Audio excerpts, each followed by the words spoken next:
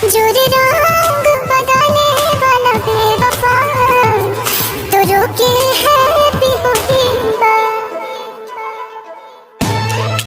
दोस्तों कुछ देर पहले अक्षरा सिंह का एक गाना रिलीज हुआ है होली का, जिस गाने का नाम है बेवफा रंग। दोस्तों अब कुछ लोग ये बोल रहे हैं कि अक्षरा सिंह ने फिर से एक बार भोजपुरी के शेर को यानी कि पावर स्टार पवन सिंह को टारगेट करने के लिए गाना को गाई है बेवफा रंग। जी हाँ दोस्तों, उनके गाने पे कुछ लोगों ने कमेंट किया है। देखिए दोस्तों क्या कमेंट किया है। मतलब अखिलेश को भी कोई और सॉन्ग नहीं मिल रहा, हर बार पवन भैया को टारगेट किया करते हो तुम सब, हरियाणा से आने से ही पड़ेगा बिहार में, आई फ्रॉम हरियाणा। जी हाँ दोस्तों, अब एक कमेंट करते हैं भाई साहब, गुड, कितना अच्छा पवन भैया को टारगेट किया है।